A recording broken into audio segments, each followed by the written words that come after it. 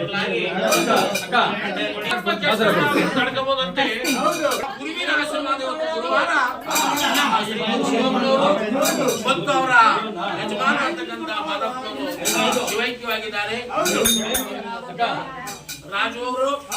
ಮತ್ತು ಅವರ ಮಡದಿ ಜಯಲಕ್ಷ್ಮಿ ಅವರಿಗೆ ಯಾವ ಕಾರ್ಯಕ್ಕೆ ಹೋದ್ರು ಜಯವಾಗಿ ಆ ಕಡ್ಡಾಯ ಬಂದಂತ ಗಳಗ ಒಳಗೆ ಯಾವ ಗಾಚಾರ ಗಂಡಾಂತರ ಯಾವ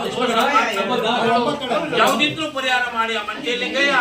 ಈ ಮನವನ್ನು ಅನಸಾಗ್ರ ಮಾಡಿ ನಮ್ಮಂತ ಗುಡ್ಡ ಗುರುಗ ಜೋಗಿ ಜಯಪುರಿಗೆ ಈ ಬದುಕು ಮಾಡಿ ವಂಶೋದ್ಧಾರ ಮಾಡ್ಲಿ ಕಡ್ಡಾಯ ಮಾಡಿ ಅಂತ ಹೇಳಿ ಬನ್ನಿ ಗುರುವೇ ಸಿದ್ದಪ್ಪ